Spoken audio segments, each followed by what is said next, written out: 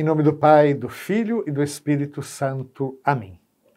Caros irmãos e irmãs, no nosso último programa, aliás, nos dois últimos programas, nós nos detivemos sobre o parágrafo número 88, que aborda o tema dos dogmas da fé.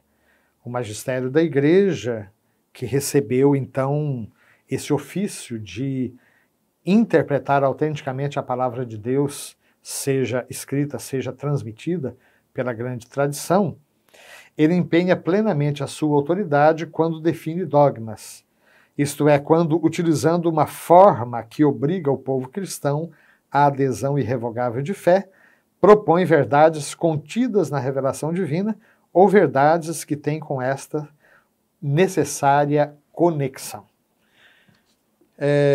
Então, já dissemos, acho que bastante amplamente, a diferença entre o dogma e opiniões teológicas, verdades, digamos, que não são ainda de fé, são próximas à fé, mas também temas que são opinião dos próprios teólogos. Vimos que a teologia ela tem uma dimensão positiva, no sentido de procurar responder a certos questionamentos que surgem vasculhando, né, o passado, a história daquela reflexão no Antigo Testamento, no Novo Testamento, nos concílios, no pensamento dos papas, dos doutores da Igreja, até chegar a um status, né, de como está a reflexão católica sobre aquele aspecto da mensagem cristã. Existe também a dimensão especulativa da teologia. Ou seja, diante dos novos desafios, os teólogos são chamados a procurar respostas para as quais o magistério ainda, ou sobre as quais, para questões sobre as quais o magistério ainda não se posicionou. Por exemplo, nos tempos de Jesus não tinha engenharia genética. Hoje nós temos engenharia genética. E existe uma série de procedimentos sobre os quais a Igreja nunca falou antes. Então, a dimensão especulativa da teologia leva especialistas a percorrer, sim, o lado positivo, ou seja, o lado histórico, ver assuntos conexos àquele em questão e princípios maiores da própria moral, e vai, assim, procurando iluminar certas decisões que envolvem a engenharia genética. Exemplo muito simples, né? Você imagina se, de repente, as empresas de seguro ou mesmo os planos de saúde tivessem acesso ao seu genoma, ao seu mapa genético completo. Através daquelas informações, é possível saber, inclusive, as suas propensões para doenças no futuro. E conforme as suas propensões, você nunca vai conseguir fazer um seguro, porque você se torna uma mercadoria estragada, digamos, né?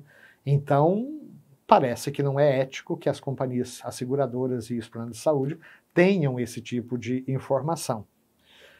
No entanto, esse é um pronunciamento que vem depois de uma série de análises de consequências sobre uma determinada iniciativa ou uma determinada área de atuação do conhecimento humano.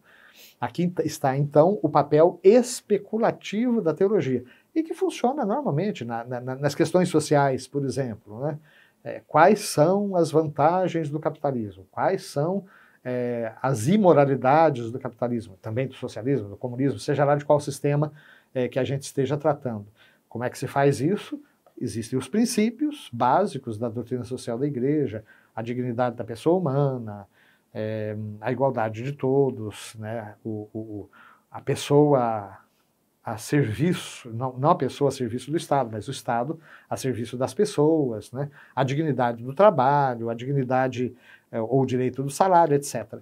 A partir desses grandes princípios, os teólogos vão procurando apontar onde um determinado sistema político fere esses princípios e onde ele apresenta proposituras que são aceitáveis, que são boas. Aí nós temos então a dimensão especulativa, e que entra, num primeiro momento, muito no campo da opinião, porque um teólogo pensa de uma maneira, outro teólogo pensa de outra maneira.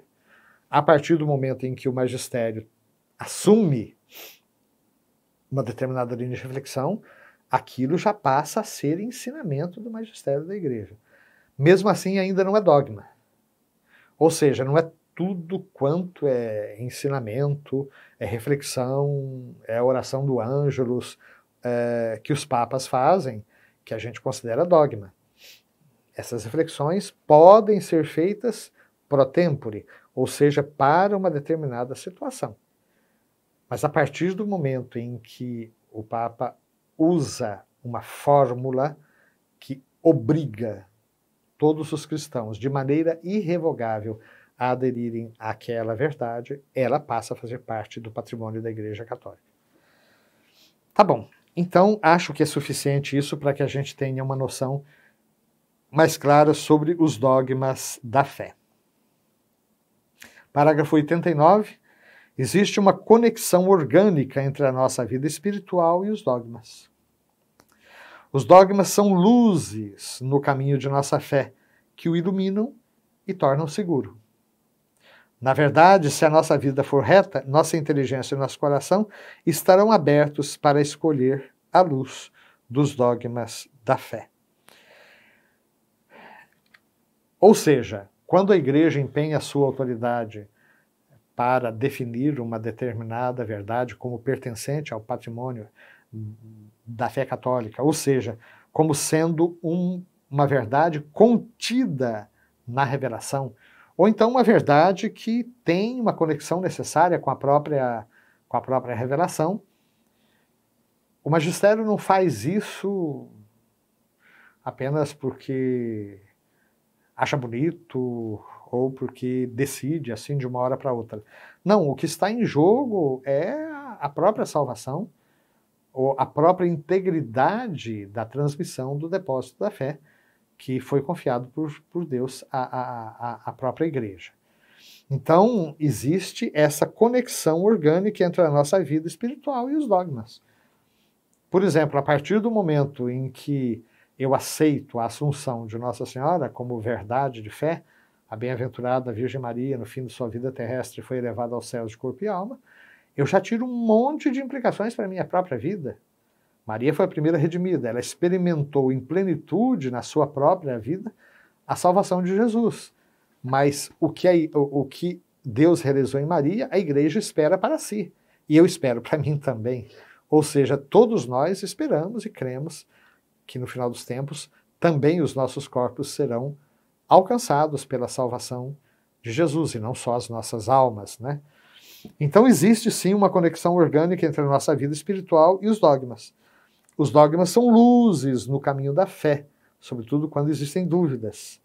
E eles iluminam o nosso caminho de fé e o tornam seguro. E se a nossa vida for reta, diz o nosso catecismo, a nossa inteligência, o nosso coração estarão abertos para acolher essa luz dos dogmas. Então, parágrafo 90, os laços mútuos e a coerência dos dogmas podem ser encontrados no conjunto da revelação do mistério de Cristo. É o que o Concílio Vaticano I falava já na Dei Filius. Existe a chamada analogia da fé, ou seja, é preciso ir ao conjunto das verdades reveladas, e aí a gente vai ver como que os dogmas também têm uma intrínseca relação entre eles. Queremos continuar, com a graça de Deus, com essa reflexão, que realmente me parece muito atual em tempos, né, em que a própria identidade de fé dos católicos é colocada em xeque. Que o Senhor, pelo seu Espírito, ilumine nossa mente e nosso coração para mergulharmos de coração e de mente, né, na verdade da nossa fé. Amém.